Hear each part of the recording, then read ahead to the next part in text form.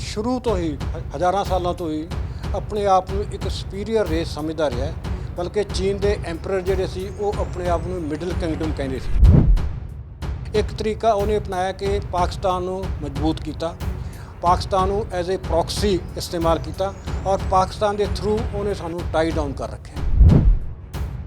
ਆਪਾਂ 6 ਜੂਨ ਦੀ ਗੱਲਬਾਤ ਦੀ ਗੱਲ ਕਰੀਏ, ਜਦੋਂ ਭਾਰਤ ਚੀਨ ਦੇ ਦਰਮਿਆਨ ਗੱਲਬਾਤ ਹੁੰਦੀ ਹੈ, ਸਮਝੌਤੇ ਦੀਆਂ ਗੱਲਾਂ ਵੀ ਹੁੰਦੀਆਂ ਉਹਨਾਂ ਤੇ, ਹਾਲਾਂਕਿ ਚੀਨ ਟਿਕਿਆ ਨਹੀਂ ਰਹਿ ਪਾਇਆ। ਇਹ ਸਮਝੀਏ ਕਿ ਸਿਰਫ ਉਹ ਇਹਨੂੰ ਫਾਰਮੈਲਿਟੀ ਕਰਦੇ ਰਹੇ ਕਿ ਅਸੀਂ ਆਪਣਾ ਲੈਫਟੀਨੈਂਟ ਜਨਰਲ ਭੇਜਿਆ ਗੱਲਬਾਤ ਕਰਨ ਵਾਸਤੇ, ਉਹਨਾਂ ਨੇ ਬਰਾਬਰ ਦਾ ਅਫਸਰ ਨਹੀਂ ਭੇਜਿਆ, ਉਹਨਾਂ ਨੇ ਇੱਕ ਦਰਜਾ ਨੀਚੇ ਭੇਜਿਆ। ਇਹ ਫੌਜ ਦੇ ਪ੍ਰੋਟੋਕਾਲ ਦੇ ਅਗੇਂਸਟ ਹੈ। ਔਰ ਉਹਨਾਂ ਦਾ ਜਿਹੜਾ ਅਖਬਾਰ ਹੈ ਗਲੋਬਲ ਟਾਈਮਸ, ਜਿਹੜਾ ਉਹਨਾਂ ਦਾ ਸਰਕਾਰੀ ਅਖਬਾਰ ਹੈ, ਉਹਨਾਂ ਨੇ ਡਿਕਲੇਅਰ ਕਰ ਦਿੱਤਾ ਕਿ ਗਲਵਾਨ ਵੈਲੀ ਸਾਡੀ ਹੈ। ਮੈਂ ਉੱਥੇ ਦਾ brigade commander, artillery brigade commander, ਮੇਰਾ ਉੱਥੇ ਆਰਟਿਲਰੀ ਹੁੰਦੀ ਸੀ ਅਤੇ ਉੱਥੇ ਜਾਣਾ ਬਹੁਤ ਮੁਸ਼ਕਿਲ ਹੈ। ਵੱਡੀ ਚੀਜ਼ ਇਹ ਹੈ ਕਿ ਉਹਨੂੰ ਇਹ ਕਨਵਿੰਸ ਹੋਣਾ ਚਾਹੀਦਾ ਕਿ China India is not 1962, India is different. ਅਤੇ ਉਹ ਡਿਫਰੈਂਟ ਵਾਸਤੇ ਗੱਲਾਂ ਬਾਤਾਂ ਮੇਰੇ ਭਾਈਓ ਬਹਿਨੋਂ ਸੇ ਬਾਤ ਨਹੀਂ ਚਲੇਗੀ ਜੀ। ਐਕਸ਼ਨ ਕਰਕੇ ਦਿਖਾਓ। ਉਹਨਾਂ ਨੇ ਐਕਸ਼ਨ ਕੀਤਾ, ਉਹਨਾਂ ਨੇ ਕੋਈ ਬਹਿਨੋ ਭਾਈ ਨੂੰ ਕਿਹਾ। ਇਸ ਕਰਕੇ ਜੇ ਤੁਸੀਂ ਕੁਛ ਕਰਕੇ ਦਿਖਾਓਗੇ ਤਾਂ ਤੁਹਾਡੀ ਉਹ ਇੱਜ਼ਤ ਕਰਨਗੇ। ਜੇ ਤੁਸੀਂ कड़ी निंदा करोगे, बातचीत करोगे, हम ये कर देंगे, हम वो कर देंगे, हम मीटिंग कर रहे हैं, हम ये सब है, उसका कोई फायदा। ਸਤਿ ਸ਼੍ਰੀ ਅਕਾਲ, ਤੁਸੀਂ ਵਿਜ਼ਨ ਪੰਜਾਬ ਟੀਵੀ ਦੇਖ ਰਹੇ ਹੋ ਤੇ ਮੈਂ ਆ ਤੁਹਾਡੇ ਨਾਲ ਰਵੀ ਸੰਗਰਾਹੁਰ। ਭਾਰਤ ਚੀਨ ਦੇ ਵਿਚਾਲੇ ਇੱਕ ਵਾਰ ਫੇਰ ਤੋਂ ਝੜਪਾਂ ਹੋਈਆਂ ਨੇ।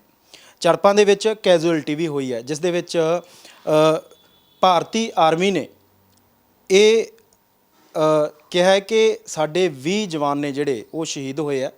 ਹਾਲਾਂਕਿ ਚੀਨ ਵਾਲੇ ਪਾਸਿਓਂ ਵੀ ਕੁਝ ਖਬਰਾਂ ਆਉਂਦੀਆਂ ਨੇ ਕਿ 40 ਤੋਂ ਵੱਧ ਜਿਹੜੇ ਉਹਨਾਂ ਦੇ ਜਵਾਨ ਸੀ ਉਹ ਜਾਂ ਤਾਂ ਇੰਜਰਡ ਹੋਏ ਆ ਜਾਂ ਫਿਰ ਉਹਨਾਂ ਦੀ ਵੀ ਕੋਈ ਕੈਜੂਅਲਟੀ ਹੋਈ ਆ। ਹਾਲੇ ਤੱਕ ਇਹ ਚੀਜ਼ ਕਨਫਰਮ ਨਹੀਂ ਹੋਈ, ਪਰ ਭਾਰਤੀ ਸੈਨਾ ਦੇ ਜਵਾਨ ਨੇ ਜਿਹੜੇ ਉਹ 20 ਸ਼ਹੀਦ ਹੋਏ ਆ। ਇਹ ਅਸਲ ਦੇ ਵਿੱਚ ਮਾਮਲਾ ਕੀ ਹੈ? ਭਾਰਤ ਚੀਨ ਦੇ ਦਰਮਿਆਨ ਇਹ ਵਿਵਾਦ ਛਿੜਿਆ ਕਿਉਂ ਹੈ? ਕਿਉਂਕਿ ਅੱਜ ਦਾ ਨਹੀਂ, ਲੰਬੇ ਸਮੇਂ ਦਾ। ਇਹ ਵਿਵਾਦ ਕੀ ਹੈ, ਖਤਮ ਕਿਵੇਂ ਹੋ ਸਕਦਾ? ਇਸ ਪੂਰੇ ਮਾਮਲੇ 'ਤੇ ਗੱਲਬਾਤ ਕਰਨ ਦੇ ਲਈ ਸਾਡੇ ਨਾਲ ਬ੍ਰਿਗੇਡੀਅਰ ਹਰਵੰਤ ਸਿੰਘ ਹੋ ਰਹੀ ਹੈਗੇ, ਉਹਨਾਂ ਦੇ ਨਾਲ ਗੱਲਬਾਤ ਕਰਾਂਗੇ।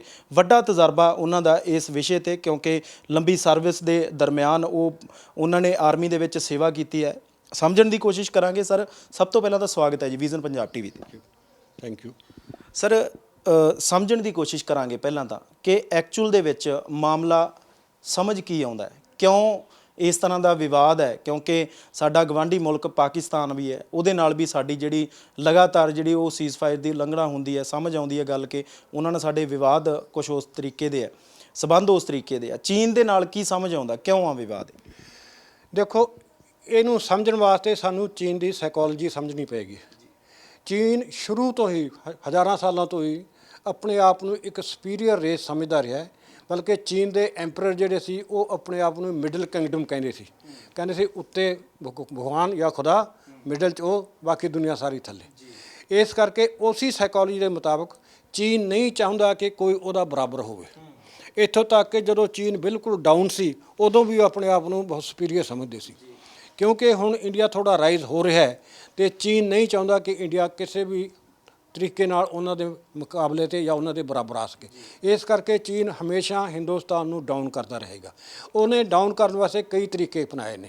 ਇੱਕ ਤਰੀਕਾ ਉਹਨੇ ਅਪਣਾਇਆ ਕਿ ਪਾਕਿਸਤਾਨ ਨੂੰ ਮਜ਼ਬੂਤ ਕੀਤਾ, ਪਾਕਿਸਤਾਨ ਨੂੰ ਐਜ਼ ए ਪ੍ਰੋਕਸੀ ਇਸਤੇਮਾਲ ਕੀਤਾ ਔਰ ਪਾਕਿਸਤਾਨ ਦੇ ਥਰੂ ਉਹਨੇ ਸਾਨੂੰ ਟਾਈ ਡਾਊਨ ਕਰ ਰੱਖਿਆ। ਜਿੰਨੀ ਟੈਰਰਿਜ਼ਮ ਵਗੈਰਾ ਆ ਰਿਹਾ, ਜਿੰਨੀ ਪਾਕਿਸਤਾਨ ਦੇ ਨਾਲ ਹੋਰ ਸਾਡੀ ਬਾਰਡਰ ਦੇ ਉੱਤੇ LOC ਦੇ ਉੱਤੇ ਕਲੈਸ਼ਿਸ਼ ਹੁੰਦੀ ਹੈ, ਉਹ ਸਾਰੀਆਂ ਚੀਜ਼ਾਂ ਦੇ ਨਾਲ ਹਿੰਦੁਸਤਾਨ ਦਾ ਤੇ ਨੁਕਸਾਨ ਹੁੰਦਾ, ਹਿੰਦੁਸਤਾਨ ਇੱਕ ਡਾਊਨ ਹੁੰਦਾ।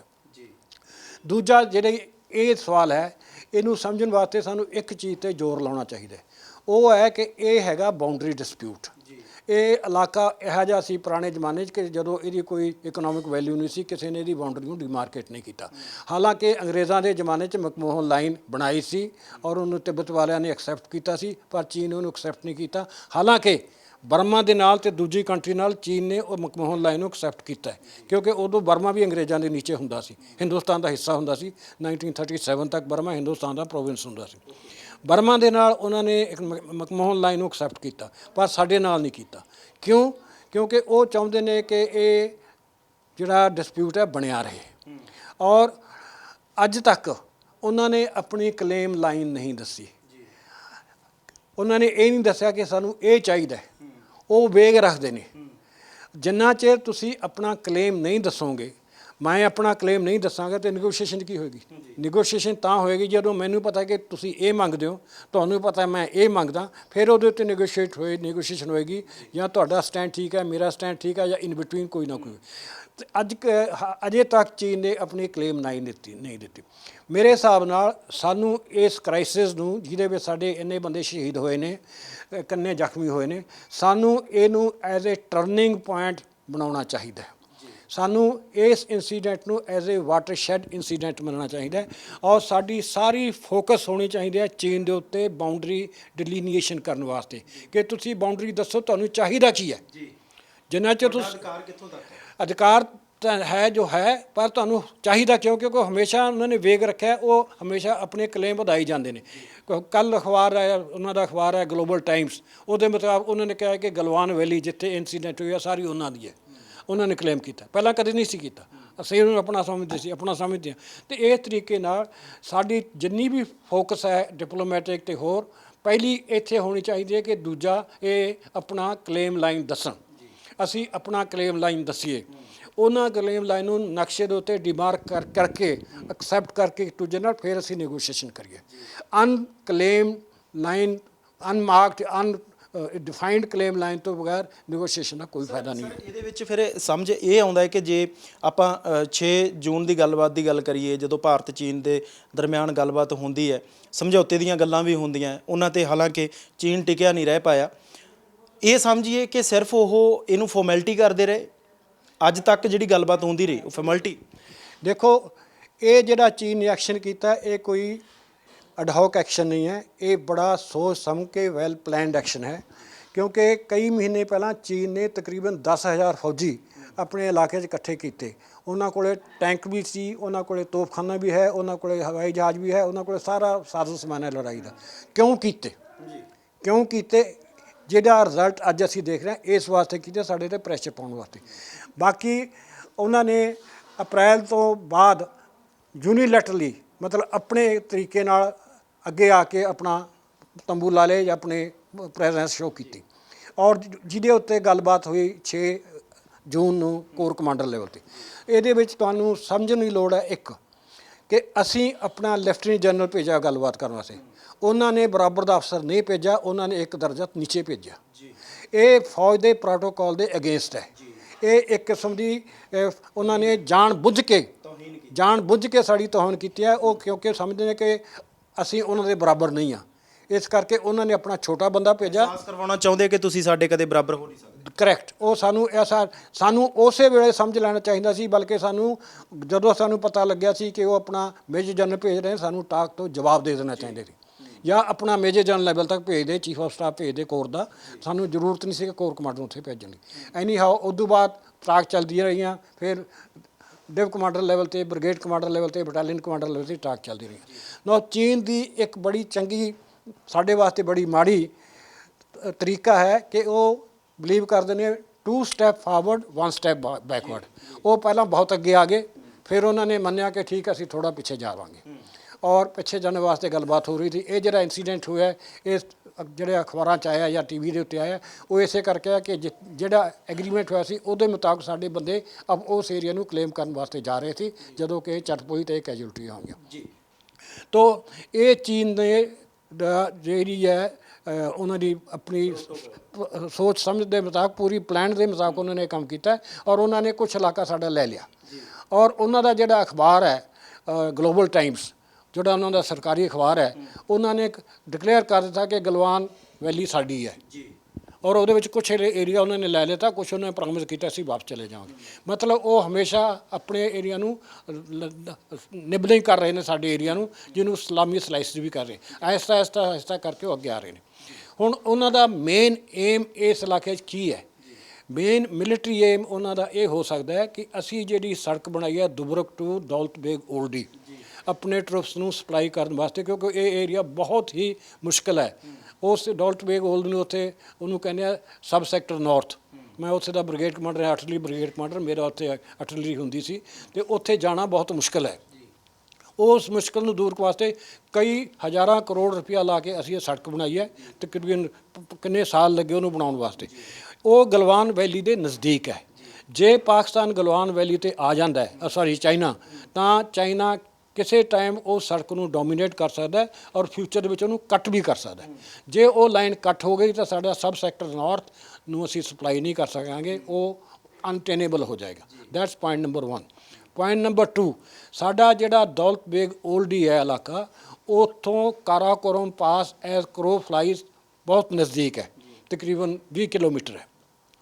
ਜੇ ਅਸੀਂ ਉੱਥੇ ਤਕੜੇ ਹੁੰਦੇ ਹਾਂ ਤਾਂ ਕਿਸੇ ਤਰੀਕੇ ਕਿਸੇ ਫਿਊਚਰ ਦੇ ਵਿੱਚ ਜੇ ਅਸੀਂ ਮਜ਼ਬੂਤ ਹੁੰਦੇ ਹਾਂ, ਅਸੀਂ ਉਹਨਾਂ ਦਾ ਕਾਰਾਕੋਰਮ ਪਾਸ ਨੂੰ ਥ੍ਰੈਟਨ ਕਰਕੇ ਉਹਨਾਂ ਦਾ ਜਿਹੜਾ ਸੀ-ਪੈਕ ਕੋਰੀਡੋਰ ਪਾਕਿਸਤਾਨ ਦੇ ਵਿੱਚ ਆ ਰਿਹਾ ਉਹਨੂੰ ਅਸੀਂ ਥ੍ਰੈਟਨ ਕਰ ਸਕਦੇ ਹਾਂ। ਉਸ ਨੂੰ ਹਟਾਉਣ ਵਾਸਤੇ ਚੀਨ ਚਾਹੇਗਾ ਕਿ ਉਹਨੂੰ ਸਾਨੂੰ ਪਿੱਛੇ ਰੱਖਿਆ ਜਾਵੇ ਤਾਂ ਕਿ ਕਾਰਾਕੋਰਮ ਪਾਸ ਤੇ ਉਹਨਾਂ ਦੇ ਸੀ-ਪੈਕ ਨੂੰ ਇੱਕ ਸਟ੍ਰੈਟੇਜਿਕ ਡੈਪਥ ਮਿਲੇ। ਤੇ ਇਹਦੀ ਮਿਲਟਰੀ ਇੰਪਲੀਕੇਸ਼ਨ ਹੈ ਇਸ ਕਾਰਵਾਈ ਦੀ ਜੋ ਇੱਥੇ ਹੋ ਰਹੀ ਹੈ। ਉਹ ਚਾਹੁੰਦੇ ਨੇ ਗਲਵਾਨ ਵੈਲੀ ਨੂੰ ਹੜੱਪਣਾ ਤਾਂ ਕਿ ਉਹ ਸਾਡੀ ਰੋਡ ਨੂੰ ਨੁਕਸਾਨ ਪਹੁੰਚਾ ਸਕਣ, ਸਾਡੀ ਰੋਡ ਨੂੰ ਕੱਟ ਕਰ ਸਕਣ, ਫਿਊਚਰ ਦੇ ਵਿੱਚ ਡੋਮੀਨੇਟ ਕਰ ਸਕਣ ਬਾਈ ਆਬਜ਼ਰਵੇਸ਼ਨ ਐਂਡ ਫਾਇਰ, ਔਰ ਆਪਣੀ ਰੋਡ ਤੋਂ ਸਾਨੂੰ ਅੱਗੇ ਨਾ ਜਾ ਸਕਣ ਜੇ ਅਸੀਂ ਕਦੇ ਤਕੜੇ ਹੋਈਏ ਕਾਰਾਕੋਰਮ ਹਾਈਵੇ ਨੂੰ ਥ੍ਰੈਟ ਕਰਨ ਵਾਸਤੇ। ਇਹ ਹੈ ਇਮੀਡੀਏਟ ਉਹਨਾਂ ਦਾ ਮੇਰੇ ਹਿਸਾਬ ਨਾਲ ਮਿਲਟਰੀ ਏਮ ਜਿਹਦੀ ਵਾਸਤੇ ਉਹ ਕਾਰਵਾਈ ਕਰ ਰਹੇ ਨੇ ਜੀ। ਅਤੇ ਹੁਣ ਹੈ ਕਿ ਅਸੀਂ ਅੱਗੇ ਕੀ ਕਰੀਏ। ਨਾ ਜਦੋਂ ਨੇਸ਼ਨਸ ਇਸ ਤਰ੍ਹਾਂ ਦੀਆਂ ਗੱਲ ਹੁੰਦੀ ਹੈ ਤਾਂ ਉਹਨਾਂ ਨੂੰ ਇਨ ਟੋਟਲ ਵਿਊ ਲੈਣਾ ਪੈਂਦਾ। ਮਿਲਟਰੀ ਐਕਸ਼ਨ ਇੱਕ ਆਸਪੈਕਟ ਹੈ ਔਰ ਮਿਲਟਰੀ ਐਕਸ਼ਨ ਹਮੇਸ਼ਾ ਲਾਸਟ ਹੋਣਾ ਚਾਹੀਦਾ, ਉਦੋਂ ਪਹਿਲਾਂ ਬੜੇ ਐਕਸ਼ਨ ਕਰਨੇ ਚਾਹੀਦੇ ਨੇ ਤਾਂ ਕਿ ਜਿਹੜਾ, ਕਿਉਂਕਿ ਲੜਾਈ ਇਟਸੈਲਫ ਇਹਦਾ ਕੋਈ ਸਲੂਸ਼ਨ ਨਹੀਂ ਹੈ। ਜੇ ਅਵੋਇਡ ਹੋ ਸਕਦੀ ਹੈ ਤਾਂ ਹੋਵੇ, ਕੀਤੀ ਜਾਣੀ ਚਾਹੀਦੀ ਹੈ। ਪਰ ਜੇ ਬਿਲਕੁਲ ਹੀ ਸਿਰ ਤੋਂ ਪਾਣੀ ਉਤਰ ਜਾਏ ਫਿਰ ਲੜਨ ਵਾਸਤੇ ਤਿਆਰ ਰਹਿਣਾ ਚਾਹੀਦਾ ਹੈ। ਜਿਸ ਤਰ੍ਹਾਂ ਕਿਸੇ ਨੇ ਕਿਹਾ ਹੈ ਕਿ if you want peace be prepared for war, ਅਤੇ ਜੇ ਅਸੀਂ ਵਾਰ ਵਾਸਤੇ ਤਿਆਰ ਹੋਵਾਂਗੇ ਤਾਂ ਹੀ ਉਹ ਪੀਸ ਬਣੇਗਾ। ਹੁਣ ਹੈ ਕਿ ਅਸੀਂ ਕੀ ਕਰ ਸਕਦੇ ਹਾਂ। ਚੀਨ ਦੇ ਵੀ ਕੁਝ ਵੀਕ ਸਪੌਟਸ ਨੇ। ਪਹਿਲਾ ਚੀਨ ਦਾ ਵੀਕ ਸਪੌਟ ਹੈ ਦਲਾਈ ਲਾਮਾ। ਤਿੱਬਤ ਦੇ ਵਿੱਚੋਂ ਉਹਨੂੰ ਭਜਾਇਆ ਗਿਆ। ਤਿੱਬਤ ਦੇ ਵਿੱਚ ਬਹੁਤ ਅਨਰੈਸਟ ਹੈ, ਬਹੁਤ ਡਿਸਸੈਟਿਸਫੈਕਸ਼ਨ ਹੈ, ਅਤੇ ਸਾਨੂੰ ਦਲਾਈ ਲਾਮਾ ਦਾ ਇਮੇਜ ਜੋ ਹੈ ਬਣਾ ਕੇ ਜਿਹੜੀ ਉਹਨਾਂ ਦੀ ਗੌਰਮੈਂਟ ਨੇ ਗਜ਼ਾਈਲ ਹੈ ਤਿੱਬਤੀਆਂ ਸੀ ਉਹਨੂੰ ਮਜ਼ਬੂਤ ਕਰਨਾ ਚਾਹੀਦਾ ਹੈ, ਉਹਨੂੰ ਪਬਲਿਸਿਟੀ ਦੇਣਾ ਚਾਹੀਦਾ ਹੈ ਤਾਂ ਕਿ ਤਿੱਬਤੀਆਂ ਲੋਕਾਂ ਦਾ ਮੋਰਾਲ ਉੱਚਾ ਹੋਵੇ ਔਰ ਉਹ ਚੀਨ ਦੇ ਅਗੇਂਸਟ ਖੜੇ ਹੋਣ ਬਾਰੇ ਸੋਚਣ। ਦੂਜਾ ਚੀਨ ਦਾ ਵੀਕ ਪੁਆਇੰਟ ਹੈ ਤਾਈਵਾਨ। ਤਾਈਵਾਨ ਚੀਨ ਦਾ ਹਿੱਸਾ ਸੀ ਕਿਸੇ ਜ਼ਮਾਨੇ 'ਚ। ਜਦੋਂ ਕਮਿਊਨਿਸਟਾਂ ਦਾ ਰਾਜ ਆਇਆ ਤਾਂ ਨੈਸ਼ਨਲਿਸਟ ਤੋਂ ਭੱਜ ਕੇ ਤਾਈਵਾਨ ਚਲੇ ਗਏ। ਪਹਿਲਾਂ ਉਹਨੂੰ ਫਾਰਮੂਸਾ ਕਹਿੰਦੇ ਹੁੰਦੇ ਸੀ। ਉਹ ਚੀਨ ਉਹਨੂੰ ਆਪਣਾ ਹਿੱਸਾ ਸਮਝਦਾ, ਬਲਕਿ ਚੀਨ ਨੇ ਵਰਲਡ ਦੇ ਵਿੱਚ ਕਿਹਾ ਹੋਇਆ ਵਨ ਚਾਈਨਾ ਪਾਲਿਸੀ ਕਿ ਚੀਨ ਸਿਰਫ ਇੱਕ ਹੀ ਹੈ, ਤਾਈਵਾਨ ਐਵੇਂ ਹੀ ਹੈ। ਸਾਨੂੰ ਤਾਈਵਾਨ ਨੂੰ ਮਜ਼ਬੂਤ ਕਰਨਾ ਚਾਹੀਦਾ ਹੈ, ਸਾਨੂੰ ਤਾਈਵਾਨ ਨੂੰ ਰਿਕੋਗਨਾਈਜ਼ ਕਰਨਾ ਚਾਹੀਦਾ ਹੈ ਔਰ ਸਾਨੂੰ ਵਨ ਚਾਈਨਾ ਪਾਲਿਸੀ ਨੂੰ ਕਮਜ਼ੋਰ ਕਰਨਾ ਚਾਹੀਦਾ, ਬਲਕਿ ਖਤਮ ਕਰਨਾ ਚਾਹੀਦਾ ਅਗਰ ਸਿਚੁਏਸ਼ਨ ਜ਼ਿਆਦਾ ਵੱਧ ਜਾਂਦੀ ਹੈ ਕਿ ਠੀਕ ਹੈ ਅਸੀਂ ਚਾਈਨਾ ਨੂੰ ਤਾਈਵਾਨ ਨੂੰ ਮੰਨਾਂਗੇ। ਤਾਈਵਾਨ ਅਤੇ ਚੀਨ ਦੋ ਚੀਨ ਨੇ, ਇੱਕ ਚੀਨ ਨਹੀਂ ਹੈ। ਤਾਈਵਾਨ ਵੀ ਚੀਨ ਹੈ, ਇਹ ਵੀ PRC ਵੀ ਚੀਨ ਹੈ, people republic of China. Next ਹੈ ਚੀਨ ਦੇ ਜਿਹੜੀ ਚੀਨ ਨੇ ਐਕਸਪੈਂਸ਼ਨਿਸਟ ਤਰੀਕਾ ਅਪਣਾਇਆ ਹੋਇਆ ਸਾਊਥ ਚਾਈਨਾ ਸੀ ਦੇ ਵਿੱਚ 9 ਡੈਸ਼ ਲਾਈਨ ਦੇ ਉੱਤੇ। ਉਹਨਾਂ ਨੇ ਕਈ ਇਲਾਕਿਆਂ 'ਤੇ ਕਬਜ਼ਾ ਕੀਤਾ, ਸਪਾਰਟੇ ਆਈਲੈਂਡ, ਕਈ ਆਈਲੈਂਡ ਨੇ, ਇੱਥੋਂ ਤੱਕ ਕਿ ਵੀਅਤਨਾਮ ਦੀਆਂ ਬੋਟਸ ਦੇ ਉੱਤੇ ਵੀ ਹਮਲਾ ਕੀਤਾ ਸੀ ਕੁਛ ਦੇਰ ਪਹਿਲਾਂ। ਵੀਅਤਨਾਮ ਨਾਲ ਚੀਨ ਦੀ ਲੜਾਈ ਹੋਈ ਸੀ 1979 ਵਿੱਚ। ਵੀਅਤਨਾਮ ਇੱਕ ਬਹੁਤ ਛੋਟਾ ਦੇਸ਼ ਹੈ, ਉਸ ਜ਼ਮਾਨੇ 'ਚ ਉਹ ਬਹੁਤ ਕਮਜ਼ੋਰ ਦੇਸ਼ ਸੀ, ਪਰ ਉਹਨਾਂ ਨੇ ਜਦੋਂ ਚੀਨ ਨੇ ਉਹਨਾਂ ਨੇ ਸਬਕ ਸਿਖਾਉਣ ਵਾਸਤੇ ਹਮਲਾ ਕੀਤਾ 1979, ਅੱਜ ਤੋਂ ਤਕਰੀਬਨ 41 ਸਾਲ ਪਹਿਲਾਂ, ਵੀਅਤਨਾਮ ਨੇ ਉਹਨਾਂ ਨੂੰ ਬਲੱਡੀ ਨੋਜ਼ ਦਿੱਤਾ। ਉਹਨਾਂ ਦੀਆਂ ਚੀਨ ਦੀਆਂ ਬਹੁਤ ਕੈਜੂਅਲਟੀਆਂ ਹੋਈਆਂ ਔਰ ਉਦੋਂ ਬਾਅਦ ਚੀਨ ਦੀ ਹਿੰਮਤ ਨਹੀਂ ਹੋਈ ਉਹਨਾਂ ਦੀ ਦੁਬਾਰਾ ਦੇਖਣ ਦੀ। ਅਤੇ ਸਾਨੂੰ ਵੀਅਤਨਾਮ ਨੂੰ ਮਜ਼ਬੂਤ ਕਰਨਾ ਚਾਹੀਦਾ ਹੈ। ਉਹਨਾਂ ਨੂੰ ਅਸੀਂ ਬ੍ਰੋਮਿਸ ਮਿਸਾਈਲ ਦਈਏ, ਜਿੰਨਾ ਸਾਜ਼ੋ ਸਮਾਨ ਅਸੀਂ ਦੇ ਸਕਦੇ ਹਾਂ ਉਹਨੂੰ ਦੇਣਾ ਚਾਹੀਦਾ ਹੈ। ਬਲਕਿ ਸਾਨੂੰ ਜਿਸ ਤਰ੍ਹਾਂ ਚੀਨ ਨੇ ਪਾਕਿਸਤਾਨ ਨੂੰ ਸਾਡੇ ਅਗੇਂਸਟ ਖੜ੍ਹਾ ਕੀਤਾ ਹੈ, ਸਾਨੂੰ ਵੀਅਤਨਾਮ ਨੂੰ ਚੀਨ ਦਾ ਪਾਕਿਸਤਾਨ ਬਣਾਉਣਾ ਚਾਹੀਦਾ ਹੈ। ਅਸੀਂ ਚੀਨ ਨੂੰ ਵੀਅਤਨਾਮ ਨੂੰ ਇੰਨਾ ਸਪੋਰਟ ਕਰੀਏ ਕਿ ਚੀਨ ਉੱਥੇ ਉਲਝ ਕੇ ਫਸਿਆ ਰਹੇ ਔਰ ਸਾਡੇ ਵੱਲ ਉਹਨੂੰ ਵਾਸਤੇ ਸੋਚਣ ਦਾ ਘੱਟ ਮੌਕਾ ਮਿਲੇ। ਦੂਜੀ ਕੰਟਰੀ ਜਿਹੜੀਆਂ ਨੇ ਉਹਦੇ ਅਗੇਂਸਟ ਹੈ ਫਿਲੀਪੀਨਸ ਅਤੇ ਹੋਰ ਕਿੰਨੀਆਂ ਵੀ ਕੰਟਰੀ, ਉਹਨਾਂ ਸਾਰੀਆਂ ਨੂੰ ਸਾਨੂੰ ਸਪੋਰਟ ਕਰਨਾ ਚਾਹੀਦਾ ਹੈ। ਆਲ ਮੀਨਸ ਡਿਪਲੋਮੈਟਿਕ, ਮਿਲਟਰੀ, ਇਕਨੋਮਿਕ, ਜੋ ਵੀ ਅਸੀਂ ਕਰ ਸਕਦੇ ਹਾਂ ਤਾਂ ਕਿ ਉਹ ਤਕੜੀਆਂ ਹੋਣ, ਉਹ ਚੀਨ ਨਾਲ ਮੁਕਾਬਲਾ ਕਰ ਲੈਣ। ਨੈਕਸਟ ਸਟੈਪ ਜਿਹੜਾ ਸਾਨੂੰ ਕਰਨਾ ਚਾਹੀਦਾ ਹੈ, ਸਾਨੂੰ ਰਿਕੋਗਨਾਈਜ਼ ਕਰਨਾ ਚਾਹੀਦਾ ਕਿ ਚੀਨ ਵਾਕਈ ਵੱਡੀ ਪਾਵਰ ਹੈ। ਬੇਸ਼ੱਕ ਲੋਕ ਕੁਛ ਬੋਲਣ 2 ਫਰੰਟ ਵਾਰ, ਦਿਸ ਫਰੰਟ ਵਾਰ, ਆਲ ਆਊਟ ਦਾ ਵਾਰ ਦੇ ਵਿੱਚ ਅਸੀਂ ਚੀਨ ਦਾ ਮੁਕਾਬਲਾ ਇਹ ਟੋਟਲ ਨਹੀਂ ਕਰ ਸਕਦੇ। ਇਹ ਸਾਨੂੰ ਰਿਕੋਗਨਾਈਜ਼ ਕਰਨਾ ਚਾਹੀਦਾ। ਆਪਣੀ ਕਮਜ਼ੋਰੀ ਜਾਣਨਾ ਵੀ ਆਪਣੀ ਸਟਰੈਂਥ ਹੁੰਦੀ ਹੈ। ਜੇ ਅਸੀਂ ਆਪਣੀ ਕਮਜ਼ੋਰੀ ਨੂੰ ਹਾਈਡ ਕਰੋਗੇ ਤਾਂ ਜਦੋਂ ਚਿਪਸ ਡਾਊਨ ਹੋਣਗੇ ਫਿਰ ਪਤਾ ਲੱਗੇ ਅਸੀਂ ਕਿੰਨੇ ਕੁ। ਇਸ ਕਰਕੇ ਸਾਨੂੰ ਚੀਨ ਦੇ ਮੁਕਾਬਲੇ ਅਲਾਇੰਸਿਸ ਕਰਨੇ ਚਾਹੀਦੇ। ਸਾਨੂੰ ਅਮਰੀਕਾ ਦੇ ਨਾਲ, ਜਿਹਦਾ ਚੀਨ ਦੀ ਇਕਨੋਮਿਕ ਕੋਲਡ ਵਾਰ ਆਲਰੇਡੀ ਚੱਲ ਰਹੀ ਹੈ, ਉਹਦੇ ਨਾਲ ਸਾਨੂੰ ਅਲਾਇੰਸ ਕਰਨਾ ਚਾਹੀਦਾ। ਸਾਨੂੰ ਜਾਪਾਨ ਨਾਲ ਅਲਾਇੰਸ ਕਰਨਾ ਚਾਹੀਦਾ। ਸਾਨੂੰ ਆਸਟ੍ਰੇਲੀਆ ਨਾਲ ਅਲਾਇੰਸ ਕਰਨਾ ਚਾਹੀਦਾ। ਬਾਕੀ ਵੀ ਜਿੰਨੇ ਚੀਨ ਦੇ ਐਂਟੀ ਚਾਈਨਾ ਲੋਕ ਨੇ ਉਹਨਾਂ ਸਾਰਿਆਂ ਨਾਲ ਸਾਨੂੰ ਅਲਾਇੰਸ ਕਰਨਾ ਚਾਹੀਦਾ। ਸਾਨੂੰ ਕੌਟਿਲਿਆ ਦੀ, ਚਾਣਕਿਆ ਦੀ ਉਹ ਪਾਲਿਸੀ ਇਸਤੇਮਾਲ ਕਰਨੀ ਚਾਹੀਦੀ ਹੈ ਜਿਹਦੇ ਵਿੱਚ ਉਹਨੇ ਕਿਹਾ ਸੀ ਕਿ enemies enemy is your friend. ਜਿੰਨੇ ਚੀਨ ਦੇ ਐਨਮੀ ਨੇ ਉਹਨਾਂ ਸਾਰਿਆਂ ਨੂੰ ਸਾਨੂੰ ਫਰੈਂਡ ਬਣਾਉਣਾ ਚਾਹੀਦਾ ਔਰ ਉਹਨਾਂ ਨਾਲ ਸਾਨੂੰ ਦੋਸਤੀ ਬਣਾਉਣਾ ਚਾਹੀਦਾ ਤਾਂ ਕਿ ਸਾਨੂੰ ਅਮਰੀਕਾ ਦਾ ਫਾਇਦਾ ਵੀ ਮਿਲ ਸਕਦਾ। ਜਿਸ ਤਰੀਕੇ ਦੇ ਨਾਲ ਅਮਰੀਕਾ ਕੋਲਡ ਵਾਰ ਦੇ ਵਿੱਚ ਲੱਗਾ ਹੋਇਆ ਚਾਈਨਾ ਦੇ ਨਾਲ, ਸਾਨੂੰ ਵੀ ਉਹਦਾ ਫਾਇਦਾ ਮਿਲ ਸਕਦਾ। ਬਿਲਕੁਲ ਸਾਨੂੰ ਉਹਦਾ ਫਾਇਦਾ ਮਿਲੇਗਾ। ਹੁਣ ਅਮਰੀਕਨ ਕੰਪਨੀ ਜਿਹੜੀਆਂ ਚੀਨ ਦੇ ਵਿੱਚੋਂ ਬਾਹਰ ਆ ਰਹੀਆਂ ਨੇ, ਸੁਣਿਆ ਉਹਨਾਂ ਨੂੰ ਸਾਨੂੰ ਆਪਣੇ ਅਡਾਪਟ ਲੈਣਾ ਚਾਹੀਦਾ ਤਾਂ ਕਿ ਸਾਡੀ ਇਕਨੋਮੀ ਹੋਏ, ਕਿਉਂਕਿ ਬਿਨਾਂ ਇਕਨੋਮੀ ਤੋਂ ਤੁਸੀਂ ਤਕੜੀ ਫੌਜ ਨਹੀਂ ਰੱਖ ਸਕਦੇ। ਅਤੇ ਜਿੰਨਾ ਚਿਰ ਸਾਡੀ ਇਕਨੋਮੀ ਵੀਕ ਹੈ ਉਹਨਾਂ ਚਿਰ ਅਸੀਂ ਮਿਲੀਟਰੀਲੀ ਸਟਰੋਂਗ ਨਹੀਂ ਹੋ ਸਕਦੇ।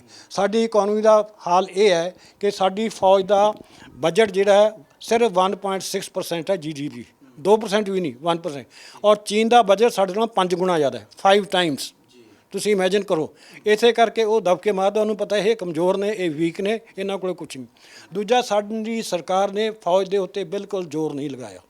ਪਿਛਲੇ ਕਈ ਸਾਲਾਂ ਤੋਂ ਅਸੀਂ ਸੁਣ ਰਹੇ ਹਾਂ ਕਿ ਜੀ ਸਟ੍ਰਾਈਕ ਕੋਰ ਖੜੀ ਕਰਾਂਗੇ, 17 ਕੋਰ ਕਰਾਂਗੇ, ਅਜੇ ਤੱਕ ਉਹ ਕੋਰ ਖੜੀ ਨਹੀਂ ਹੋਈ। ਸਾਡਾ ਹਵਾਈ ਜਹਾਜ਼ 45 ਸਕੁਆਡਰਨ ਹੋਣੇ ਚਾਹੀਦੇ ਸੀ, ਅੱਜ 28 ਸਕੁਆਡਰਨ ਰਹਿ ਗਏ। 2 ਸਕੁਆਡਰਨ ਹੁਣ ਅਰੇਂਜ ਹੋ ਰਹੇ ਤੇਜਸ ਦੇ। 1915 ਦੇ ਵਿੱਚ ਫੈਸਲਾ ਉਹਦਾ ਹੋਇਆ ਸੀ ਐਗਰੀਮੈਂਟ ਰਫਾਲ ਜਹਾਜ਼ ਦਾ, ਅਜੇ ਤੱਕ 4 ਜਹਾਜ਼ ਆਉਣੇ ਨੇ, ਕਦੋਂ ਤੱਕ ਪੂਰੇ ਆਉਣਗੇ? ਇਸ ਕਰਕੇ ਸਾਨੂੰ ਮਿਲਟਰੀ, ਸਾਨੂੰ ਬਾਕੀ ਚੀਜ਼ਾਂ ਸਭ ਛੱਡ ਕੇ ਕਾਫੀ ਕਮਜ਼ੋਰੀਆਂ ਨੇ, ਸਾਨੂੰ ਮਿਲਟਰੀ ਕਮਜ਼ੋਰੀਆਂ ਦੂਰ ਕਰਨਾ ਚਾਹੀਦਾ ਹੈ। ਇਹ ਮਨਰੇਗਾ, ਸ਼ਰੇਗਾ, ਜਿੱਤਾ ਉਲਟੇ ਸਿੱਧੇ ਜਿੰਨੇ ਵੀ ਕਰਨੇ ਉੱਥੋਂ ਪੈਸਾ ਬਚਾ ਕੇ ਫੌਜ ਦੇ ਉੱਤੇ ਲਾਓ, ਕਿਉਂਕਿ ਜੇ ਤੁਹਾਡੀ ਕੰਟਰੀ ਨਹੀਂ ਰਹੀ ਤਾਂ ਫਿਰ ਤੁਹਾਨੂੰ ਬਾਕੀ ਚੀਜ਼ ਦਾ ਕੀ ਫਾਇਦਾ? ਜੇ ਡਿਵੈਲਪਮੈਂਟ ਡਿਫੈਂਸ ਇਕੱਠੇ ਹੋਣੇ ਚਾਹੀਦੇ ਨੇ। ਜੇ ਤੁਹਾਡਾ ਡਿਫੈਂਸ ਵੀਕ ਹੈ ਤੁਹਾਡੀ ਡਿਵੈਲਪਮੈਂਟ ਨਹੀਂ ਹੋ ਸਕਦੀ। ਹਿਸਟਰੀ ਦੱਸਦੀ ਹੈ ਸਾਡੀ ਕੰਟਰੀ ਨੂੰ ਸੋਨੇ ਦੀ ਚਿੜੀਆ ਕਹਿੰਦੇ ਸੀ, ਪਰ ਕਿਉਂਕਿ ਸਾਡਾ ਡਿਫੈਂਸ ਵੀਕ ਹੁੰਦਾ ਸੀ ਸਾਰੇ ਆ ਕੇ ਉਹ ਚਿੜੀਆ ਨੂੰ ਲੈ ਜਾਂਦੇ। ਅਤੇ ਇਸ ਕਰਕੇ ਤੁਹਾਨੂੰ ਚਿੜੀਆਂ ਨੂੰ ਬਚਾਉਣ ਵਾਸਤੇ ਹਾਕ ਰੱਖਣੇ ਪੈਣਗੇ ਤਾਂ ਕਿ ਦੁਸ਼ਮਣ ਦੇ ਹਾਕ ਸਾਡੇ ਕੋਲ ਨਾ ਆ ਸਕਣ, ਉਹਨਾਂ ਨੂੰ ਦੂਰੋਂ ਹੀ ਸਾਡੇ ਹਾਕ ਫੜ ਸਕਣ ਅਤੇ ਪਿੱਛੇ ਭੇਜ ਸਕਦੇ, ਤਬਾਹ ਕਰ ਸਕਣ। ਅਤੇ ਇਹ ਸਾਰੀਆਂ ਚੀਜ਼ਾਂ ਸਾਨੂੰ ਕਰਨਾ ਪਏਗਾ। ਲਾਸਟ ਹੈ ਇਮੀਡੀਏਟ ਰਿਸਪਾਂਸ। ਹੁਣ ਚੀਨ ਨੇ ਸਾਡੇ ਉੱਤੇ ਬੜਾ ਤਕੜਾ ਹਮਲਾ ਕੀਤਾ, ਸਾਡੇ ਇੰਨੇ ਬੰਦੇ ਸ਼ਹੀਦ ਕਰ ਦਿੱਤੇ ਔਰ ਇਹ ਅਨਸਸਪੈਕਟ ਸੀ, ਉਹ ਆਪਣੇ ਲੈ ਕੇ ਆਏ ਡੰਡਿਆਂ ਦੇ ਉੱਤੇ ਕਿੱਲ ਲੱਗੇ ਹੋਏ ਵਗੈਰਾ ਵਗੈਰਾ ਵਗੈਰਾ, ਉਹਦੇ ਸਾਰੇ ਵਿੱਚ ਮਾਰ ਦੇਣ। ਸਾਨੂੰ ਇਹਦੇ ਬਾਰੇ ਚੀਨ ਨੂੰ ਜਵਾਬ ਦੇਣਾ ਚਾਹੀਦਾ, ਕਿਉਂਕਿ ਜਿੰਨਾ ਚਿਰ ਤੁਸੀਂ ਆਪਣੇ ਦੁਸ਼ਮਣ ਦੇ ਕੋਸਟ ਰੇਜ਼ ਨਹੀਂ ਕਰਦੇ ਉਹਨਾਂ ਚਿਰ ਉਹ ਗਲਤੀਆਂ ਉਹ ਕਰਦੇ ਰਹੇਗਾ ਤੁਹਾਡੇ ਅਗੇਂਸਟ ਬੰਦੇ। ਹੁਣ ਸਾਨੂੰ ਉਹਨੂੰ ਕੋਸਟ ਰੇਜ਼ ਕਰਨਾ ਚਾਹੀਦਾ। ਜਿੱਥੇ ਅਸੀਂ ਤਕੜੇ ਹਾਂ ਸਾਨੂੰ ਅਗਰੈਸਿਵ ਹੋਣਾ ਚਾਹੀਦਾ, ਉਹਨਾਂ ਨੇ ਕੈਜੂਲਟੀਆਂ ਕਰਨੀਆਂ ਚਾਹੀਦੀਆਂ ਨੇ। ਜਿੱਥੇ ਅਸੀਂ ਮਾੜੇ ਹਾਂ ਉੱਥੇ ਸਾਨੂੰ ਡਿਫੈਂਸ ਮਜ਼ਬੂਤ ਕਰਨਾ ਚਾਹੀਦਾ, ਕੈਜੂਲਟੀ ਬਚਣਾ ਚਾਹੀਦਾ। ਜਿੰਨਾ ਚਿਰ ਅਸੀਂ ਉਹਨਾਂ 'ਤੇ ਕੈਜੂਲਟੀ ਇੰਪੋਜ਼ ਨਹੀਂ ਕਰਦੇ, ਜਿੰਨਾ ਚਿਰ ਅਸੀਂ ਵੀਅਤਨਾਮ ਵਾਲਾ ਕੰਮ ਜਿਹੜਾ ਉਹਨਾਂ ਨੇ 79 'ਚ ਕੀਤਾ ਉਹ ਨਹੀਂ ਕਰਦੇ, ਚੀਨ ਸਾਡੇ ਪਿੱਛਾ ਨਹੀਂ ਛੱਡੇਗਾ, ਚੀਨ ਸਾਨੂੰ ਹੋਰ ਦਬਾਉਂਦਾ ਰਹੇਗਾ। ਸਰ ਇਹਦੇ ਵਿੱਚੋਂ ਹੀ ਇੱਕ ਸਵਾਲ ਆਉਂਦਾ ਕਿ ਜਿਸ ਤਰੀਕੇ ਦੇ ਨਾਲ ਪਹਿਲਾਂ ਸਾਡੇ ਤੇ ਹਮਲਾ ਕਰਦਾ ਹੈ ਪਾਕਿਸਤਾਨ ਤੇ ਸਾਡੀ ਸਰਜੀਕਲ ਸਟ੍ਰਾਈਕ ਹੁੰਦੀ ਹੈ, ਇੱਕ ਬਹੁਤ ਵੱਡਾ ਜਿਹੜਾ ਉਦੋਂ ਫੈਸਲਾ ਲਿਆ ਜਾਂਦਾ ਹੈ ਸੈਂਟਰ ਸਰਕਾਰ ਦੇ ਵੱਲੋਂ, ਕਿ ਇਸ ਤਰ੍ਹਾਂ ਦਾ ਕੁਝ ਸਾਡੇ ਕੋਲ ਇਸ ਤਰ੍ਹਾਂ ਦੀ ਪਾਵਰ ਹੈਗੀ ਹੈ ਸਾਡੀ ਆਰਮੀ ਦੇ ਕੋਲ ਕਿ ਚੀਨ ਦੇ ਅਗੇਂਸਟ ਵੀ ਇਸ ਤਰੀਕੇ ਦਾ ਕੋਈ ਜਿਹੜਾ ਐਕਸ਼ਨ ਲਿਆ ਜਾ ਸਕੇ? ਕਈ ਜਗ੍ਹਾ 'ਚ ਸਾਡੀ ਪਾਵਰ ਹੈ ਜਿੱਥੇ ਅਸੀਂ ਚੀਨ ਦੇ ਅਗੇਂਸਟ ਲੈ ਸਕਦੇ ਹਾਂ, ਪਰ ਜਿਸ ਤਰ੍ਹਾਂ ਮੈਂ ਪਹਿਲਾਂ ਦੇਖਿਆ, ਅਸੀਂ ਇਹਨੂੰ ਇਨ ਟੋਟੈਲਿਟੀ ਦੇਖਣਾ ਚਾਹੀਦਾ। ਸਾਨੂੰ ਇਹ ਨਹੀਂ ਕਿ ਉਹਨਾਂ ਨੇ ਸਾਡੇ 20 ਮਾਰਤੇ ਅਸੀਂ ਉਹਦੇ 30 ਮਾਰ ਕੇ ਖੁਸ਼ ਹੋ ਜਾਈਏ, ਨਹੀਂ, ਇਹ ਕੋਈ ਨਹੀਂ ਹੈ। ਸਾਨੂੰ ਇਨ ਟੋਟੈਲਿਟੀ ਐਕਸ਼ਨ ਲੈਣਾ ਚਾਹੀਦਾ। ਪਹਿਲਾ ਐਕਸ਼ਨ ਮੇਰੇ ਹਿਸਾਬ ਨਾਲ, ਮੈਂ ਤੁਹਾਡੀ ਮੀਡੀਆ TV ਚੈਨਲ ਦੇ ਥਰੂ ਦੱਸਣਾ ਚਾਹੁੰਦਾ, ਪਹਿਲਾ ਐਕਸ਼ਨ ਸਾਡੇ ਮੁਤਾਬਕ ਸਾਡਾ ਕਰਨਾ ਚਾਹੀਦਾ ਡਿਪਲੋਮੈਟਿਕ ਐਕਸ਼ਨ। ਸਾਨੂੰ ਆਪਣਾ ਅੰਬੈਸਡਰ ਵਾਪਸ ਲੈਣਾ ਚਾਹੀਦਾ। ਸਾਡਾ ਅੰਬੈਸਡਰ ਵਾਪਸ ਆਏਗਾ, ਉਦੋਂ ਬਾਅਦ ਜੇ ਸਿਚੁਏਸ਼ਨ ਠੀਕ ਨਹੀਂ ਹੁੰਦੀ ਸਾਨੂੰ ਚੀਨ ਦਾ ਅੰਬੈਸਡਰ ਵੀ ਵਾਪਸ ਭੇਜਣਾ ਚਾਹੀਦਾ। ਸਾਨੂੰ ਡਿਪਲੋਮੈਟਿਕ ਜੋ ਟਾਈਜ਼ ਨੇ ਉਹਨੂੰ ਘੱਟ ਕਰਨਾ ਚਾਹੀਦਾ। ਗੱਲਬਾਤ ਜ਼ਰੂਰ ਕਰੋ, ਪਰ ਇਹ ਸ਼ੋਅ ਕਰੋ ਕਿ ਆਪਣੀ ਨਾਰਾਜ਼ਗੀ ਸ਼ੋਅ ਕਰੋ, ਸਾਡੇ ਸੰਬੰਧ ਨਹੀਂ ਹੈ। ਦੂਜਾ, ਜਿਸ ਤਰ੍ਹਾਂ ਮੈਂ ਪਹਿਲਾਂ ਦੱਸਿਆ, ਜਿਹੜੀ ਤਿੱਬਤੀਅਨ ਗੌਰਮੈਂਟ ਐਗਜ਼ਾਈਲ ਹੈ ਉਹਨੂੰ ਮਜ਼ਬੂਤ ਕਰਨਾ ਚਾਹੀਦਾ, ਤਾਈਵਾਨ ਨੂੰ ਮਜ਼ਬੂਤ ਕਰਨਾ ਚਾਹੀਦਾ, ਬਾਕੀ ਚੀਜ਼ਾਂ ਮਜ਼ਬੂਤ ਹੈ। Last but not the least, ਅਸੀਂ ਅਨਨੈਸੈਸਰੀ ਚੀਨ ਨੂੰ ਪੈਸੇ ਦੇ ਰਹੇ ਹਾਂ। ਚੀਨ ਦੇ ਨਾਲ ਸਾਡਾ ਜੋ ਟ੍ਰੇਡ ਡੈਫਿਸਿਟ ਹੈ ਉਹ ਹੈ 62 ਬਿਲੀਅਨ ਡਾਲਰਸ।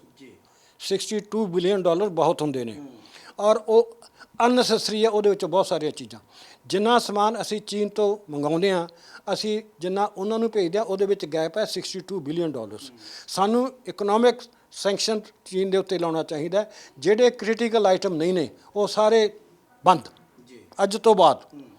ਲੜੀਆਂ, ਇਲੈਕਟ੍ਰੀਕਲ ਸਮਾਨ, ਛੋਟਾ ਮੋਟਾ ਗਣੇਸ਼ ਜੀ ਦੀ ਮੂਰਤੀ, ਹੋਰ ਛੋਟਾ ਮੋਟਾ ਜਿੰਨਾ ਵੀ ਜਿਹੜੇ ਅਨਨੈਸੈਸਰੀ ਸਮਾਨ ਨੇ ਜਿਹੜੇ ਸਾਡੇ ਇੱਥੇ ਬਣ ਸਕਦੇ, ਬੇਸ਼ੱਕ ਕਿੰਨਾ ਵੀ ਚੀਪ ਹੈ, ਬੇਸ਼ੱਕ ਫ੍ਰੀ ਦੇਣ, ਤਾਂ ਵੀ ਨਹੀਂ ਸਾਨੂੰ ਲੈਣਾ ਚਾਹੀਦਾ, ਤਾਂ ਕਿ ਸਾਡੀ ਇੰਡਸਟਰੀ ਡਿਵੈਲਪ ਹੋਵੇ ਔਰ ਉਹਨੂੰ ਨੁਕਸਾਨ ਹੋਵੇ। ਇਹ 5-7 ਚੀਜ਼ਾਂ ਸਾਨੂੰ ਕਰਨੀਆਂ ਚਾਹੀਦੀਆਂ ਨੇ ਇਮੀਡੀਏਟਲੀ, ਤਾਂ ਕਿ ਚੀਨ ਨੂੰ ਮੈਸੇਜ ਭੇਜੇ ਕਿ ਇੰਡੀਆ ਮੀਨਸ ਬਿਜ਼ਨਸ। ਜਿੱਥੋਂ ਤੱਕ ਗੱਲਬਾਤ ਦੀ ਗੱਲ ਹੈ, ਗੱਲਬਾਤ ਠੀਕ ਹੈ, ਬਹੁਤ ਚੰਗੀ ਚੀਜ਼ ਹੈ, ਪਰ ਗੱਲਬਾਤ ਬਰਾਬਰ ਨਾਲ 'ਚ ਹੁੰਦੀ ਹੈ। ਗੱਲਬਾਤ ਉੱਥੇ ਨਹੀਂ ਹੋ ਸਕਦੀ ਕਿ ਤੁਸੀਂ ਇੱਥੇ ਹੋ ਤੇ ਦੂਜਾ ਬੰਦਾ ਉੱਥੇ ਹੈ, ਉਹ ਕੋਈ ਗੱਲਬਾਤ ਨਹੀਂ ਹੁੰਦੀ, ਉਹਦਾ ਗੱਲਬਾਤ ਦਾ ਕੋਈ ਫਾਇਦਾ ਨਹੀਂ। ਤੁਸੀਂ ਗੱਲਬਾਤ ਨੂੰ ਹੁਣ ਸਸਪੈਂਡ ਕਰੋ, ਉਹਨੂੰ ਮੈਸੇਜ ਦਿਓ ਕਿ ਵੀ ਮੀਨ ਬਿਜ਼ਨਸ। ਜਦੋਂ ਤੁਹਾਡੀ ਥੋੜੀ ਤਾਕਤ ਬਣਦੀ ਹੈ ਫਿਰ ਗੱਲਬਾਤ ਕਰੋ, ਅਦਰਵਾਈਜ਼। ਤੁਹਾਡੀ ਸਮਝ 'ਚ ਕੀ ਆਉਂਦਾ ਹੈ ਕਿ ਪਹਿਲਾਂ ਜਿਹੜੀ ਗੱਲਬਾਤ ਹੁੰਦੀ ਆ ਉਹ ਫੌਜ ਦੇ ਆਪਸੀ ਅਧਿਕਾਰੀਆਂ ਦੀ ਹੁੰਦੀ ਹੈ, ਅਫਸਰਾਂ ਦੀ ਹੁੰਦੀ ਹੈ। ਜੇ ਪੋਲੀਟੀਕਲ ਲੈਵਲ ਤੇ ਜਾਣੀ ਰਾਜਨੀਤਿਕ ਜਿਹੜੀਆਂ ਸਾਡੀਆਂ ਸਰਕਾਰਾਂ ਨੇ, ਸਾਡੀ ਸਰਕਾਰ ਉਹਨਾਂ ਦੀ ਸਰਕਾਰ ਹੈ, ਜੇ ਆਪਸ 'ਚ ਉਹ ਗੱਲਬਾਤ ਕਰਨ ਤਾਂ ਕੋਈ ਮਸਲਾ ਹੱਲ ਹੋ ਸਕਦਾ ਹੈ ਤੁਹਾਡੇ? ਸਾਡੀ ਗੱਲਬਾਤ ਉਹਨਾਂ ਨਾਲ ਸਰਕਾਰੀ ਤੌਰ ਤੇ ਕਈ ਸਾਲਾਂ ਤੋਂ ਚੱਲ ਰਹੀ ਹੈ। ਸਾਡਾ ਤੇ ਉਹਨਾਂ ਦੇ ਬੰਦੇ ਨੇ ਜਿਹਨੂੰ SR ਕਿਹਾ ਜਾਂਦਾ, ਸਪੈਸ਼ਲ ਰਿਪਰੈਜ਼ੈਂਟੇਟਿਵ, ਉਹ ਤਕਰੀਬਨ 30-40 ਵਾਰੀ ਮਿਲ ਚੁੱਕੇ ਨੇ, ਬਲਕਿ ਇਦੋਂ ਵੀ ਵੱਧ। ਪਰ ਜਿਸ ਤਰ੍ਹਾਂ ਮੈਂ ਪਹਿਲਾਂ ਦੱਸਿਆ ਕਿ ਜਦੋਂ ਉਹਨਾਂ ਨੇ ਆਪਣਾ ਕਲੇਮ ਹੀ ਨਹੀਂ ਦੱਸਿਆ ਤੇ ਗੱਲਬਾਤ ਕਾਹਦੀ ਕਰੋਗੇ? ਉਹ ਸਿਰਫ ਟਰਕਾਉਣ ਦਾ ਤਰੀਕਾ ਹੈ, ਬਾਈ ਟਾਈਮ। ਕਿਉਂਕਿ ਚਾਈਨਾ ਦੀ ਪਾਲਿਸੀ ਹੈ ਸ਼ੁਰੂ ਤੋਂ ਹੀ ਕਿ ਜਦੋਂ ਤੁਸੀਂ ਤਕੜੇ ਹੋ ਉਦੋਂ ਕਮਜ਼ੋਰ ਦਿਖਾਓ, ਜਦੋਂ ਤੁਸੀਂ ਕਮਜ਼ੋਰ ਹੋ ਉਦੋਂ ਤਕੜਾ ਦੱਸੋ, ਜਦੋਂ ਤੁਹਾਨੂੰ ਕੋਈ ਚੀਜ਼ ਚਾਹੀਦੀ ਉਹਦੇ ਵਾਸਤੇ ਵੇਲਾ ਢੂੰਡੋ, ਟਾਈਮ ਢੂੰਡੋ ਔਰ ਉਸ ਟਾਈਮ 'ਤੇ ਲੈ ਲਓ। ਉਹੀ ਉਹ ਕਰ ਰਹੇ ਨੇ। ਉਹ ਸਾਨੂੰ ਕੰਪਲੀਸੈਂਸੀ 'ਚ ਪਾ ਰਹੇ ਨੇ ਗੱਲਬਾਤ। ਹਾਂਜੀ ਬਹੁਤ ਗੁੱਡ ਬਾਏ ਕਰਕੇ ਹਮ ट्रैंक्विलिटी करेंगे, ये करेंगे, वो करें, और ऐसा ਅੱਗੇ ਵਧ ਰਹੇ ਨੇ। ਔਰ ਗਲਵਾਨ ਵੈਲੀ ਹੁਣ ਉਹਨਾਂ ਨੇ ਜੇ ਕਬਜ਼ਾ ਕਰ ਲਿਆ ਤਾਂ ਸਾਡੀ ਜਿਹੜੀ ਰੋਡ ਅਸੀਂ ਬਣਾਈ ਸੀ ਇੰਨੇ ਅਰਬਾਂ ਖਰਬਾਂ ਰੁਪਏ ਲਾ ਕੇ, ਇੰਨੇ ਸਾਲ ਲਾ ਕੇ, ਉਹਦੀ ਵੈਲਿਊ ਘਟ ਜਾਏਗੀ ਤਾਂ ਸਾਨੂੰ ਉਹਨੂੰ ਬਹੁਤ ਉਹਨੂੰ ਬਚਾਉਣ ਵਾਸਤੇ ਸਾਨੂੰ ਹੋਰ ਔਖਾ ਹੋਣਾ ਪਏਗਾ। ਸਰ ਪੋਸੀਬਿਲਿਟੀ ਕਿੰਨੀ ਕੁ ਦਿਖਦੀ ਹੈ? ਕਿਉਂਕਿ ਜੇ ਵਾਕਈ ਉਹਨਾਂ ਦੀ ਸਟ੍ਰੈਟਜੀ ਇਹ ਹੈ ਕਿ ਅਸੀਂ ਗਲਵਾਨ ਵੈਲੀ 'ਤੇ ਹੀ ਕਬਜ਼ਾ ਕਰਨਾ ਹੈ, ਉਹ ਸੜਕ ਨੂੰ ਯੂਜ਼ ਕਰਨਾ ਜਾਂ ਅਸੀਂ ਉਹ ਸੜਕ ਨੂੰ ਖਤਮ ਕਰਨਾ, ਤਾਂ ਪੋਸੀਬਿਲਿਟੀ ਤੁਹਾਨੂੰ ਕਿੰਨੀ ਕੁ ਨਜ਼ਰ ਆਉਂਦੀ ਹੈ ਕਿ ਚੀਨ ਕਿੰਨਾ ਕੁ ਅੱਗੇ ਆ ਸਕਦਾ ਕਿ ਭਾਰਤ ਕੀ ਪਿੱਛੇ ਹਟ ਵੀ ਸਕਦਾ ਫਿਰ ਉਸ ਜਿਹੜੀ ਗਲਵਾਨ ਵੈਲੀ ਨੂੰ ਪਿੱਛੇ? ਦੇਖੋ, ਇਹਦੇ ਵਾਸਤੇ ਤੁਹਾਨੂੰ ਅਗੇਨ ਚਾਈਨਾ ਦੀ ਸਾਈਕੋਲੋਜੀ ਸਮਝਣੀ ਪੈਂਦੀ ਹੈ। China the concept of time ਸਾਡੇ ਵਰਗਾ ਨਹੀਂ ਹੈ। ਚੀਨ ਦਿਨਾਂ 'ਚ, ਮਹੀਨਿਆਂ 'ਚ, ਸਾਲਾਂ 'ਚ ਨਹੀਂ ਸੋਚਦਾ। ਉਹ ਏਜਸ ਤੇ ਇਰਾ ਸੋਚਦਾ। ਉਹਨਾਂ ਨੂੰ ਕੋਈ ਫਰਕ ਨਹੀਂ ਪੈਂਦਾ ਕਿ ਗਲਵਾਨ ਵੈਲੀ ਉਹ 2 ਸਾਲ ਚੱਲਣ ਜਾਂ 10 ਸਾਲ ਚੱਲਣ ਜਾਂ 100 ਸਾਲ ਚੱਲਣ, ਪਰ ਉਹਨਾਂ ਦਾ ਫੋਕਸ ਰਹੇਗਾ ਕਿ ਹਿੰਦੁਸਤਾਨ ਨੂੰ ਡਾਊਨ ਰੱਖਣਾ, ਹਿੰਦੁਸਤਾਨ ਨੂੰ ਡਾਊਨ ਰੱਖਣਾ। ਉਹਨਾਂ ਨੇ ਮਿਡਲ ਕਿੰਗਡਮ ਦੇ ਬਰਾਬਰ ਸਾਨੂੰ ਨਹੀਂ ਆਉਣ ਦੇਣਾ, ਤੇ ਇਸ ਕਰਕੇ ਕੋਈ ਡੇਟ ਲਾਈਨ ਨਹੀਂ ਕੀਤੀ ਜਾ ਸਕਦੀ। ਉਹ ਅੱਜ ਜਿੱਥੇ ਆ ਗਏ, ਅਗਰ ਫਰਜ਼ ਕਰੋ ਉਹਨਾਂ ਨੇ 5 ਕਿਲੋਮੀਟਰ ਲੈ ਲਿਆ ਅਖਬਾਰਾਂ ਦੇ ਮੁਤਾਬਕ, 10 ਆਏ ਸੀ, 5 ਛੱਡ ਕੇ 5 ਮੰਨ ਗਏ, ਅੱਜ 5 ਆ ਗਏ, 2 ਸਾਲ ਬਾਅਦ ਹੋਰ 10 ਆ ਜਾਣਗੇ, ਫਿਰ 5 ਆ ਜਾਣਗੇ, 3 ਸਾਲ ਬਾਅਦ ਹੋਰ 20 ਆ ਜਾਣਗੇ, ਫਿਰ 5 ਆ ਜਾਣਗੇ। ਤਾਂ ਇਹ ਉਹ ਕਾਰਵਾਈ ਕਰਦੇ ਨੇ ਜਿੰਨਾ ਚਿਰ ਅਸੀਂ ਮਜ਼ਬੂਤ ਹੋ ਕੇ ਉਹਨਾਂ ਨੂੰ ਇਹ ਸ਼ੋਅ ਨਹੀਂ ਕਰਦੇ ਕਿ ਭਾਈ ਇਨਫ ਇਜ਼ ਇਨਫ, ਤੁਸੀਂ ਹੁਣ ਇੰਚ ਵੀ ਆਏ ਤਾਂ ਤੁਹਾਨੂੰ ਮਾਰ ਪਏਗੀ ਦਬਾ ਕੇ। ਔਰ ਚੀਨ ਰਿਸਪੈਕਟ ਕਰਦਾ ਇੱਕੋ ਚੀਜ਼ ਨੂੰ, ਫੋਰਸ। ਜਦੋਂ ਉਹਨਾਂ ਨੂੰ ਫੋਰਸ ਪੈਂਦੀ ਹੈ, ਜਿਸ ਤਰ੍ਹਾਂ ਵੀਅਤਨਾਮ ਤੇ ਉਹਨਾਂ ਦੀ ਰਿਸਪੈਕਟ ਕਰੇ। ਔਰ ਜਿੱਥੇ ਤੁਸੀਂ ਥੋੜ੍ਹਾ ਜਿਹਾ ਢਿੱਲੇ ਹੋਏ, ਉਹਨੂੰ ਪਤਾ ਵੀ ਇਹ ਬੰਦੇ ਕੋਲ ਫੋਰਸ ਹੈ ਨਹੀਂ, ਉਹ ਫਿਰ ਦਵਾਇਆ ਕਰੇ। ਔਰ ਉਹ ਬੜੇ ਚਲਾਕ ਨੇ, ਇਸ ਤਰ੍ਹਾਂ ਤਰੀਕੇ ਨਾਲ, ਪਿਆਰ ਨਾਲ, ਮੁਹੱਬਤ ਨਾਲ ਸਭ ਕੁਝ ਕਰਦੇ ਨੇ। ਉਹ ਬਿਲਕੁਲ ਹੁਣ ਵੀ ਜਿਹੜਾ ਇਹ ਇਨਸੀਡੈਂਟ ਹੋਇਆ ਹੈ, ਉਹ ਕੋਸ਼ਿਸ਼ ਕਰਦੇ ਕਿ ਇਹਨੂੰ ਪਲੇ ਡਾਊਨ ਕੀਤਾ ਜਾਵੇ, ਇਹਨੂੰ ਨੀਚਾ ਕਿਹਾ ਜਾਏ, ਬਹੁਤ ਬੁਰੀ ਬਾਤ ਹੋਈ, ਇਹ ਹੋਈ, ਉਹ ਹੋਈ, ਤਾਂ ਕਿ ਇੱਕ ਕਿਸਮ ਦਾ ਨੋਰਮੈਲਸੀ ਹੋ ਜਾਏ। ਹਾਂ, ਡਿਪਲੋਮੈਟਿਕ। ਔਰ ਇਹਨੂੰ ਕੋਸ਼ਿਸ਼ ਕਰਦੇ ਕਿ ਇਹ ਜ਼ਿਆਦਾ ਐਸਕੇਲੇਟ ਨਾ ਹੋਏ। ਔਰ ਹੋਰ ਸਾਲ 2 ਸਾਲ ਬਾਅਦ ਜਦੋਂ ਚੀਜ਼ ਠੰਡੀ ਹੋ ਗਈ, ਫਿਰ ਉਹੀ ਕੰਮ ਕਰਦੇ। ਇਸ ਤਰੀਕੇ ਦੇ ਨਾਲ ਤੁਹਾਡੀ ਗੱਲ ਤੋਂ ਇਹ ਸਮਝ ਲਈਏ ਆਪਾਂ ਕਿ ਚੀਨ ਆ ਜਿਹੜਾ, ਉਹ ਭਾਰਤ ਨੂੰ ਇਹ ਸਮਝਦਾ ਕਿ ਇਹਨਾਂ ਕੋਲੇ ਫੋਰਸ ਨਹੀਂ ਹੈ ਜਾਂ ਇਹਨਾਂ ਦੀ ਫੋਰਸ ਕਮਜ਼ੋਰ ਹੈ। ਜਿਵੇਂ ਤੁਸੀਂ ਤਿੱਬਤ ਤੇ ਤਾਇਵਾਨ ਦੀ ਗੱਲ ਕੀਤੀ ਹੈ, ਉਹਨਾਂ ਦੇ ਸਾਹਮਣੇ ਉਹ ਕਹਿੰਦੇ ਅੱਖ ਨਹੀਂ ਚੱਕਦੇ ਤੁਹਾਡੇ ਮੁਤਾਬਕ, ਪਰ ਭਾਰਤ ਨੂੰ ਇਹ ਸਮਝਦਾ ਹੈ ਕਿ ਇਹਨਾਂ ਕੋਲੇ ਫੋਰਸ ਨਹੀਂ ਆਈ ਜਾਂ ਕਮਜ਼ੋਰ ਹੈ। ਵੀਅਤਨਾਮ ਸਰ, ਸਾਡੇ ਫੋਰਸ ਹੈ, ਪਰ ਸਾਡੀ ਫੋਰਸ ਉਹਨਾਂ ਜਿੰਨੀ ਨਹੀਂ ਹੈ। ਜਿਸ ਤਰ੍ਹਾਂ ਮੈਂ ਪਹਿਲਾਂ ਦੱਸਿਆ, ਉਹਨਾਂ ਦਾ ਬਜਟ ਸਾਡੇ ਨਾਲੋਂ 5 ਟਾਈਮਸ ਹੈ। ਸਾਡੇ ਜਿਹੜੇ 에ਅਰ ਫੋਰਸ ਦੇ ਸਕਾਡਰਨ 45 ਹੋਣੇ ਚਾਹੀਦੇ ਸੀ, ਉਹ ਸਿਰਫ 28 ਨੇ ਜਾਂ 30 ਨੇ, ਅਤੇ ਜਿੰਨੇ ਬਾਕੀ ਚੀਜ਼ਾਂ ਵੀ ਉਹਨਾਂ ਸਾਡੇ ਨਾਲ ਟੈਕਨੋਲੋਜੀਕਲੀ ਉਹ ਬਹੁਤ ਅੱਗੇ ਨੇ।